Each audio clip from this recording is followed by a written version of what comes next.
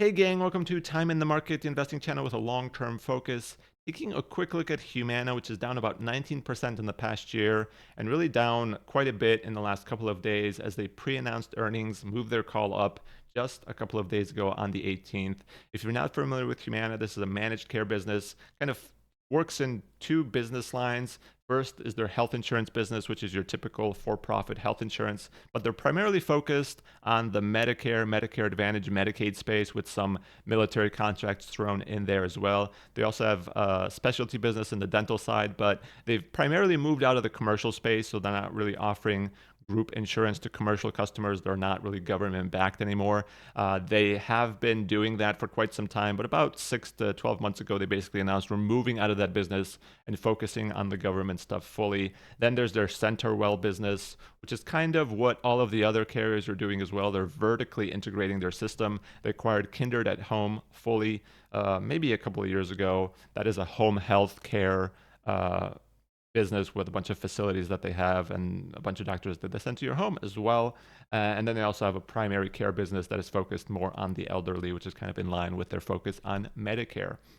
That's kind of what they do. And if you're not familiar with how Medicare works, basically the government, when it comes to Medicare Advantage plans, will give companies like Humana a certain amount of money, and that money is used to offset the costs of the people that are covered under their plans. And that money is usually enough for these companies to offer these plans, these Medicare Advantage plans, to enrollees at $0 premiums. It not always is the case, but that is often the case. One thing to know about Medicare Advantage and the amount of money that the CMS, or the Center of Medicare and Medicaid Services, offers these companies is that it increases at a pretty low pace. So you're talking about 1 to 2 to 3% increases per year. And that is going to drive the results of these companies in a big way because these companies work on what is called a care ratio, the amount of money going out for claims versus the amount of money coming in for premium. And the lower that care ratio is, the more money these companies make on the insurance side. And when it comes to government plans, that care ratio is usually higher than commercial plans, but the premium is also a lot higher. So the potential for money is pretty good. On top of that, the premium that comes in being that much high is good, but it's also pretty much guaranteed. There's always the risk that the CMS becomes insolvent, that Medicare becomes insolvent. That's always the risk with some of these companies. That some people say that's going to happen as early as 2030, but I don't know if that's the case. You know, Medicare is not going anywhere probably, but these companies are really betting on the fact that this is going to stick around for a long time. And the way they manage their cost and the way they manage their growth is they add membership because the premium growth isn't inherently huge, but they can also make the benefits that they offer their enrollees worse, right? If CMS only says that your premium is going up by 3%, Humana can say, well, instead of offering a plan with a $5,000 out of pocket, we're going to offer a plan at $6,000 out of pocket at the same cost. So our premium is going up by, let's say, 3%, but our America costs are actually going down by 1%, or only going up by 1% because we've made the benefit lower. The risk with that is maybe some other companies aren't doing that. They're offering richer benefits and your growth is going to be lower and other companies are going to take market share from you. Now, the nice thing about Humana is that they've actually grown market share in the last couple of years, and they're up to about 20% of the market in the Medicare Advantage space. But going forward into 2024, initially they were guiding about 6 to 8% growth by their language of 8 at or slightly above industry average. Now, with this update for 2024, they're saying we're only going to have about 100,000 members or about 1.8% growth. So that is a big dip. So when you talk about the fact that, well, your revenue has to go up somehow, it's really not going up by the breadth of the increase that CMS gives you because the increase is only going to be 2 to 3%. So you probably have to add more membership to really spur on growth. And they're not really doing that for 2024. And that puts some of the risk on the investor who was assuming a certain percentage of growth that is not going to be there anymore because their membership counts are going to be so much lower. Obviously, they think that potentially this is due to the pricing decisions they made in 2024. They're seeing medical cost trends going up, and one of the other things that we'll cover is that alone. So maybe that's the good thing to do, and maybe they'll be able to recover in 2024. But the interesting thing about insurance is that a lot of the decisions they make in 2023 impact the results in 2024. So pricing for 2024 happens in 2023 because people enroll in these plans towards the latter part of 2023. So it's hard to kind of move in another direction once that pricing is locked in. So maybe their 2024 results will also be impacted by the fact that their medical cost trends are going up. And this is a kind of a switch from what they said in Q3 just a couple of months ago, where they said, yes, cost trends are going up, but we think they've kind of petered out and we think we have the right pricing in place. At that time, they were kind of guiding for fourth quarter cost ratios, which is again that medical costs versus premium comparison of 89.5. Now they're saying that their fourth quarter adjusted insurance benefit ratio is going to be 91.4%. So that's a big shift, 200 basis points, 202%. That's a big shift. That's going to impact their full year benefit ratio from 87.5 to now an 88%, so 50 basis points. And again, that lower the number, the better. So going from an 87.5 to an 88 for the full year might not mean much, but it's 0.5% of all of your premium. And this is a $100 billion a year business. So maybe premium is 70 to 80 million of that. That's not going to impact your bottom line as much as it would have otherwise. You're basically losing 50 basis points of all of your insurance premium by taking your benefit ratio that much higher. And all that means is that their bottom line is going to be impacted. They're giving a 2023 update that is basically saying we used to expect about $28.5 in adjusted GAAP, non-GAAP EPS. Now it's going to be closer to 26 bucks. So pretty big shift, and really the reason why that stock is dropping so much, because this makes you think that these costs that they're experiencing in Q4 and towards the latter part of 2024 are probably going to float into 2024 as well. So yes, 2023 earnings are down, but their costs are going to be higher in 2024 as well, unless this magically changes, which is going to impact their 2024 earnings, which they haven't talked about yet. That's one of the reasons they're moving up their earnings call to this week instead of having it about a week and 2 weeks from now. And I think they're going to say on that call that our 2024 outlook is probably a bit worse than we expected. And they've all throughout this whole earnings cycle, they've kind of been guiding to $37 non-GAAP EPS for 2025. Is that still in play? Are they going to be able to adjust pricing enough in 2024 to really hit those 2025 goals? Given the fact that they're slowing growth already, other competitors are obviously being a bit more aggressive than Humana. They think, and some of the calls that other competitors have had already have corroborated this, that they think that the emerging trends are kind of impacting the industry broadly. And some of that will be contemplated in the 2025 Medicare Advantage pricing cycle, meaning that they think that everybody will kind of pass through higher cost to consumers in 2025, and maybe then they can grow again. So that's kind of the interesting thing. Again, looking at their Q3 earnings, you can kind of see their guidance of 28.25 is now closer to 26. In 2023, they grew by 860,000 members. Now they're only going to grow by about 100,000 members. So that's a big shift from where they were in 2023 to where they're going in 2024. On top of that, their cost ratio is going up as well. And I think some of that industry trend that everybody is seeing is going to continue into 2024, is going to make their bottom line lower. And that's going to flow down to the free cash flow that I look at as company valuation, and is going to put pressure on their stock price in the short term and potentially in the longer term if the market thinks this is a multi-year experience. The nice thing about Humana, they're still in a good spot though. We'll look at their balance sheet in a second, but these guys have 94% of their company's Medicare Advantage members enrolled in 4-star above contracts. And if you're not familiar with the STAR project, it's what CMS does to kind of grade the effectiveness and quality of Medicare Advantage plans. And essentially, if you're below 4-star, you're kind of screwed. You get a lot less money from the CMS. It doesn't probably make sense to offer good plans in certain counties. They offer Medicare Advantage plans in 90% of the counties in the United States. Their coverage is second to none in that regard. As far as Medicare Advantage goes, probably only United Health Group is really up there as a huge competitor to them. They're the number one dog. Humana is the number 2 dog. There's a lot of other players, though, that are in this space, and it is a very competitive space because everybody wants a piece of this guaranteed government money, and they think they can manage it well. Really, the business is all about, we get guaranteed money, we want to manage costs as well as possible, and yes, our money's not going to go up a lot every year, but the CMS will give us 2 to 3% raises or whatever historical trend or historical inflation will be, and we can manage those costs to be at below 2 to 3% and improve margins essentially. So as we look at their valuations, now that the stock is down, valuation wise, it's as good as it's been in quite some time. You can kind of go back to 2000, let's say 16, as they kind of, there again, 2020, there was an opportunity to buy maybe at a better free cash flow yield, but it's kind of getting up there again. Pretty solid if we compare it to the competitors that are out there in the insurance space, as far as P ratios, as far as cash flows goes. There's some that are better because this industry as a whole has kind of hasn't gotten the love from the market that maybe it deserves in my mind. But Humana is, again, if you are focused at least on the Medicare government space, Humana is probably one of the better ones in the space. So it's one you want to look out for.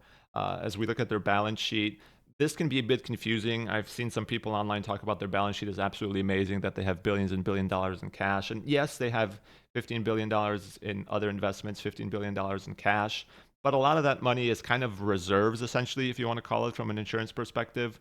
You've got about $10 billion in unpaid claims. You've got unearned premiums that are allocated to that cash that are essentially due to an early CMS payment that they received earlier than expected.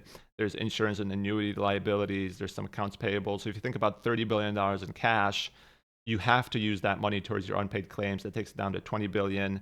You've got unearned premiums. That takes it down to about 13 billion. And then you've got these insurance and annuity liabilities. And you can certainly say accounts payable is something different, but you're talking about maybe cash in that $10 billion range that's actually usable. So net cash closer to zero or maybe 2 to 3 billion, depending on how you look at this balance sheet. I'm not taking a huge dive into this balance sheet, so you should definitely read the 10Q, but that's kind of the thing. They don't actually have $30 billion in cash that they can use any given time. It's much lower than that. Actual corporate level cash is a lot lower. So as you look at the estimates here, they've obviously come down a little bit since the earnings update. This is a company that's been growing at low teens for a couple of years. Now they're going to start slowing.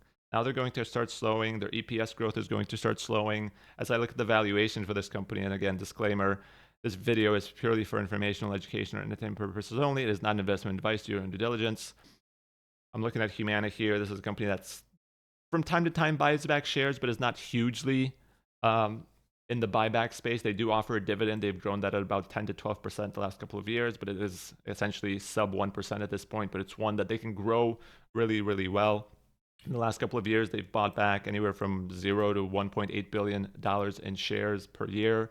And this year, they're kind of on route to buy back another $1.5 to $2 billion in buybacks. So they are certainly doing a bunch of buybacks. The nice thing about this company is that it is a consistent free cash flow generator. That's kind of the nice thing about the insurance space. They generate a lot of free cash flow. Their free cash flow margins might not be huge, but when you're talking about a $100 billion a year revenue business that's growing at a decent clip, even a 3 to 4% margin is going to be solid. So as I look at 2023, I'm kind of being more conservative on the free cash flow margin than estimates are showing, because we don't really know where that's going to end up at the end of the year. We'll get a better idea once the earnings call happens later this week. And then as I look forward, I'm kind of thinking their growth is going to be muted. There's going to be some pressure on margins. This is a company that has historically been in that 3 to 6 to 7% range. I'm going to say they're going to be a bit lower.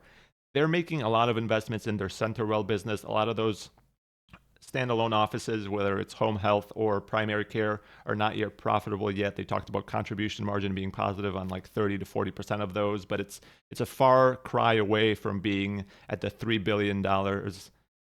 million per facility rather that they're aiming for in the next decade or so. So eventually they think that all of those facilities are going to be contributing meaningfully to the bottom line. But they're not quite there yet. They're opening anywhere from 25 to 40 facilities every single year. They're growing that out. The idea behind that is obviously when you vertically integrate, you can send the people who are covered by your insurance to your own facilities, save money, make more money, all of that good stuff. And they're certainly doing that. They can design plan designs that drive people into those facilities, etc. That's kind of the idea that they're doing. If you look at their dividend, they have a lot of room to kind of grow that if they want. They're only paying about 10 to 11% of their cash flow as a dividend at this point. They're using a good portion of it in the last couple of years to buy back shares, but the dividend is certainly on the backseat for now, and that's probably going to continue. I think in the future they can grow it, but they're not necessarily a dividend payer. So as I look at the growth here, I'm kind of assuming 5% growth for the next couple of years, and then I'm assuming a bit of margin expansion all the way up to 4.1%, which is kind of close to where it was the last couple of years. I think these 2019, 2020 years where people kind of weren't using the doctor outside of really critical issues were kind of a one-off. They're not going to happen all the time. I think 3 to 4% margins are closer to where they're going to be. I'm assuming 40% of their free cash flow is going to go to buybacks, and that's a bit higher than their average history. But I think in the next earnings call, potentially they announce a bigger buyback. One of the strategies they can do is if they're not thinking about being acquired, and one of the things about this stock is that there was also the talk of this company itself being acquired by Cigna that kind of petered out pretty quickly. This is always going to be an acquisition target because of what they provide to another company. This is a big Medicare government contract player, and some other company would want to scoop them up like Cigna did. And in the future, that could potentially be the case, but it will face antitrust issues. That's kind of the issue.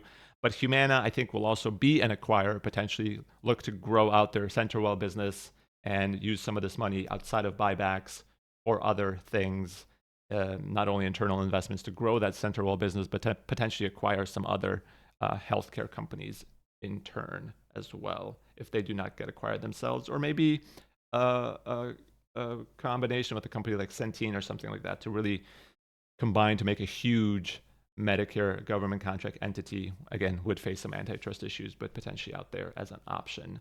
So talking about buybacks of about $9 billion, you have excess free cash flow of $19 billion after dividends. So $10 billion left after the buybacks. Could they potentially buy back a lot more? Should they? Probably. That's why I'm saying that maybe on this call in the next week, they'll announce something huge. So as I look at the valuation today, this is a 7% free cash flow yield company.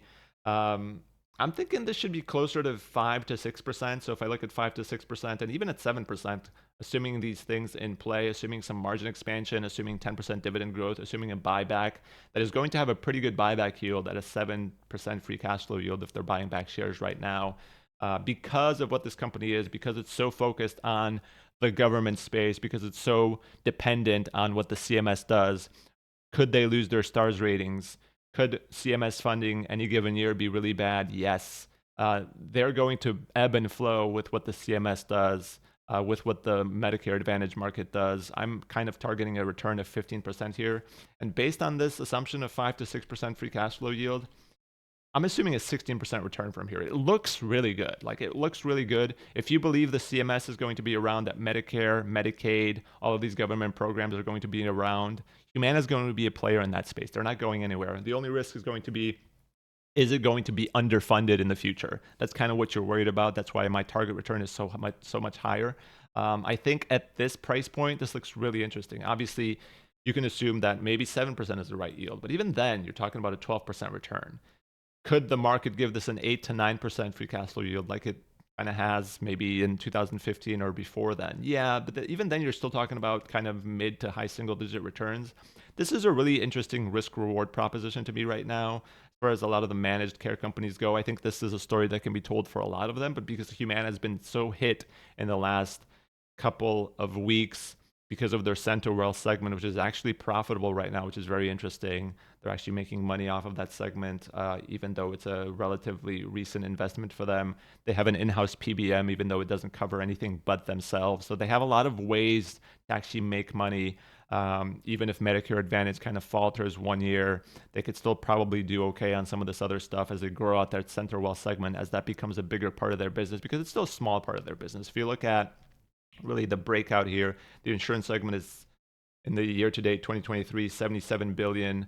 CenterWell is only 13 billion, but it brings in $1 billion of income from operations already, whereas this is about 3 billion. So insurance is still by far the breadwinner in this company, but CenterWell is growing, and I think they're making big investments into that space that I think are going to bear fruit. So this is solid price point, I think, for this stock. I'm potentially going to start a position here, really move this into the interesting pile. Unfortunately, I'm away from home, so I don't know if I'll be able to buy it until the end of the week. Potentially, I'll wait until the call to see what they say, but the call could also be a time where the price shoots back up, right? So I don't want to just miss my opportunity here. So maybe I'll start a small position and then figure out what to do with it after the call.